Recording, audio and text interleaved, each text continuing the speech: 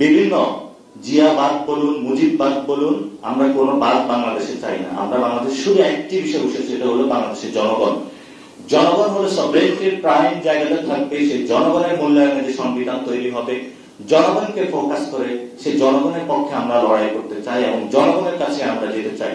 বর্তমান পলিটিক্যাল যে ক্রাইসিস গুলো আছে, সেই ক্রাইসিসে বিভিন্ন দল কোন আদর্শিক বিভাজনে আপনারা দিবেন না। এখানে লাল সন্ত্রাস, নেভি সন্ত্রাস বা আপনার গ্রিন সন্ত্রাস, অনেকগুলো সন্ত্রাস আসবে।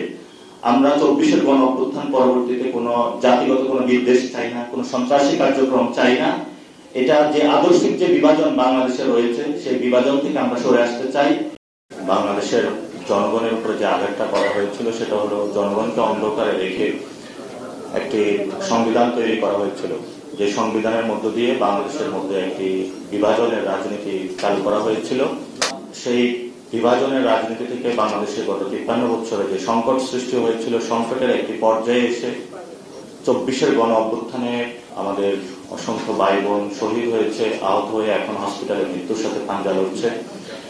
আমরা মনে করি যে এটা সেই 71 পরে 72-এ যে 75 পর্যন্ত যে অজানা অধ্যায়গুলো রয়ে গিয়েছে জনগণের সামনে, বিভিন্ন জায়গায় পিএইচডি হোল্ডার, রিসার্চার তারা এগুলো নিয়ে কাজ করছেন এবং ভবিষ্যতে বাংলাদেশের মানুষের সামনে এই বিষয়গুলো ডে বাই ডে উঠে আসতেছে। কি প্রসেসের মধ্যে গিয়ে বাংলাদেশ একটি যুদ্ধ বিধ্বস্ত দেশে পুনর্গঠন হয়েছিল, কি ক্রাইসিসের মধ্যে দিয়ে গিয়েছিল, পলিটিক্যাল যারা লিডারশিপ ছিলেন তারা আমাদেরকে কোন জায়গায় অবস্থানে রেখে গিয়েছিলেন, আমাদের বর্তমানে যে পলিটিক্যাল দলগুলোর যে সংস্কৃতি রয়েছে, সেই সংস্কৃতির জায়গা থেকে আমরা না জেনে অনেক কথা বলে থাকি।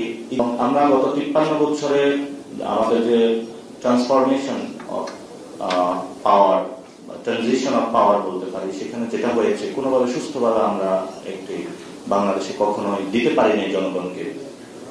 ইভেন যখন একটি পার্লামেন্ট থেকে এবং জাজ, উকিল, ব্যারিস্টার সবাই একসাথে বাংলাদেশ থেকে পালিয়ে গেল একটি দেশকে সংকটের কালীন মুহূর্তে রেখে, এখানেও কিভাবে বাংলাদেশ একটি ট্রানজিশন অফ পাওয়ার হবে, পুরো বাংলাদেশ একটি স্তব্ধ হয়ে গিয়েছিল। সে দায়িত্বটা কিন্তু আমাদের উপরে এসে পড়ে। তা আমরা এটা কতটুকু করতে পেরেছি সেটা হলো ইতিহাসের বাংলাদেশের মানুষ, বিশ্ববাসী যারা আছে তারা বিচার করবে।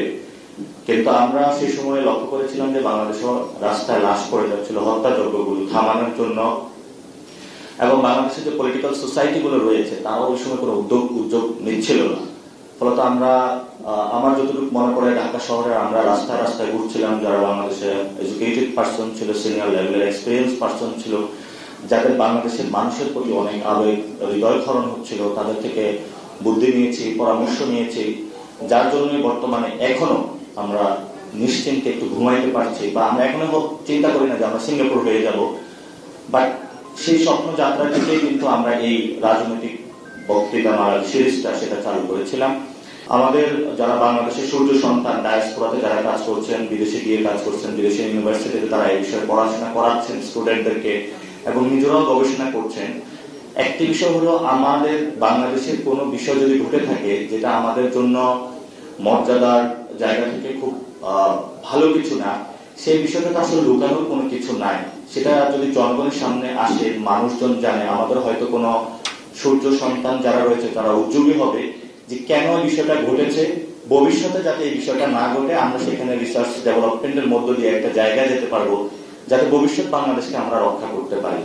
ইনশাআল্লাহ আপনারা আমার জন্য দোয়া করবেন এবং বর্তমান পলিটিক্যাল যে ক্রাইসিস গুলো আছে, সেই ক্রাইসিসে বিভিন্ন দল কোনো আদর্শিক বিভাজনে আপনারা দিবেন না। এখানে লাল সন্ত্রাস, নেভি সন্ত্রাস বা আপনার গ্রিন সন্ত্রাস, অনেকগুলো সন্ত্রাস আসবে।